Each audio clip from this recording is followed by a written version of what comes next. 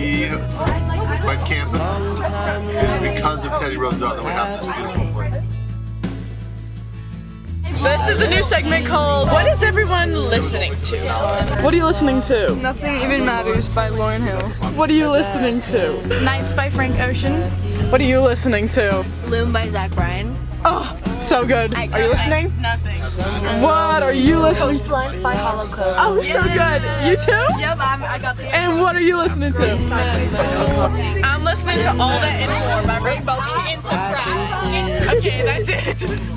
Good morning. We are about to hike up there. In my mind, and in my mind, You remember the year? 1926. I spend my whole life moving. So we're over here at Gibbon River, which is one of the Yellowstone's most famous rivers. And what's really cool about the Gibbon River is it's got a lot of native fish still intact.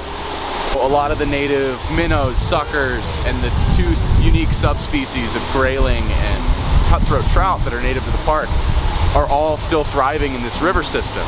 The Gibbon River is a really great example of the water-based ecosystems of Yellowstone and how they're really just as impressive as the more famous land-based ones.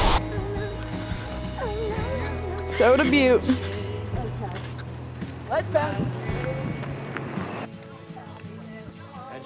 So, we got here a couple different kinds of bug larvae. But what I'm most interested in, the mayflies and stoneflies. We're wet, but stuff like right there. Oh, this is a stonefly larva, which they're one of the larger predators underwater this time of year. I already know how. They're a big, major food source for trout. Off the dock and I'm gonna They like to hang out under rocks and eat all the smaller bugs down there. I think you can come up now. He's been going around a while, but I think he's ready to go back in the water. Dang. There it is, Jack.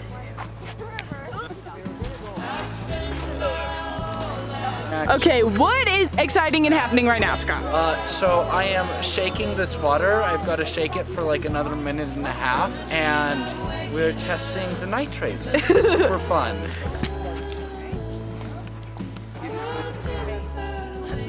This wood is 9 years old before it got petrified. It's April 25th here in the YNP. We are currently in Yellowstone. Doy. This whole trip has been in Yellowstone. We're at the Old Faithful himself, and we are headed towards Grand Prismatic. It's a great name for a cat or your firstborn child.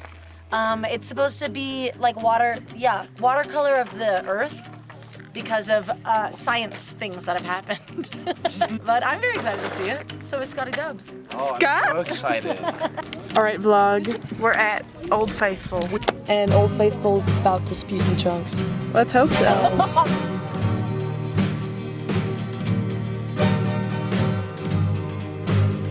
Hi, I'm Jamie Essler from Lake City High School. Maya is my student, and she asked me to give a spiel about Grand Prismatic Hot Springs. I'll start with this. Grand Prismatic is the largest hot spring in the United States of America. You got that right. Largest. The colors, what looks like a lifeless landscape, is actually thriving with billions and billions of bacterial colonies. The different colors, there are different species of bacteria. Some appreciate and thrive in lower temperature water. Some appreciate and thrive in higher temperature water. All of them are called thermophiles. Everybody at home try saying that. We are not thermophiles, but over billions of years of time, we evolved from them. There's a lot of scientists studying ancient life on Earth who come to places just like this to try to learn how life evolved on our planet.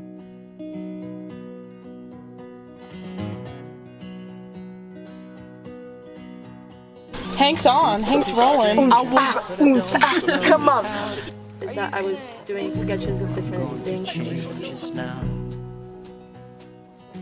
Spend a lifetime. Hi, I'm Molly Rich, English teacher extraordinaire. I was very lucky enough to get to go on this trip with all of you. I wanted to talk a bit about John Muir. Without him, none of us would be here. John Muir is the father of national parks. He convinced Teddy Roosevelt to go camping with him, and he convinced him from that camping trip to save and preserve all these natural wonders in our country so that everyone could enjoy them and we wouldn't just build up on them. So God bless John Muir. We would not be here without him. We met Ranger Bill. That was on our first day. Ranger Bill told us all about the wolves, which I have a great affinity towards because my dog is part wolf. He was incredible because he spent his entire life teaching in California and then moved here, and he and his wife, with their retirement, lived in the park over the summers. He fell in love with this wolf. Wolf number 21, I quickly fell in love with as well, just based off Ranger Bill's stories about him.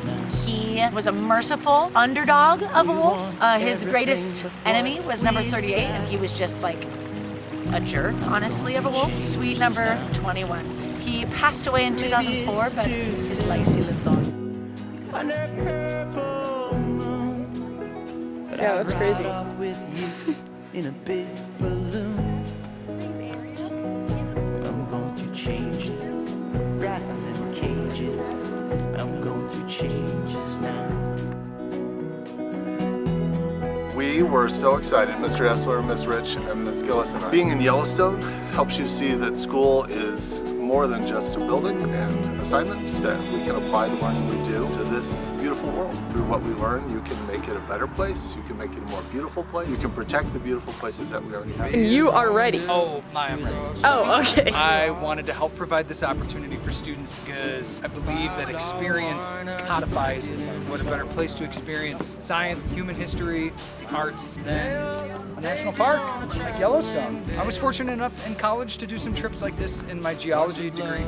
Those are some of my most cherished memories with friends, my teachers and my professors, and also some of my most cherished memories as a learner. I think that these are the types of things that build lifelong learning. And I hope that when students on this trip travel with their friends or travel with their family, that a culture of learning can be fused with a culture of fun.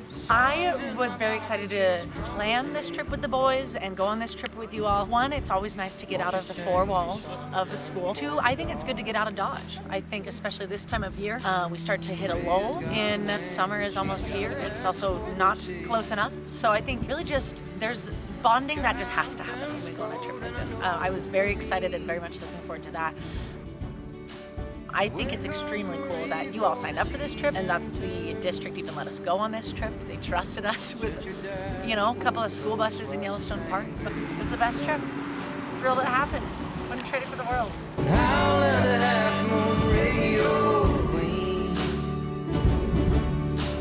She's all smoke, she's all nicotine.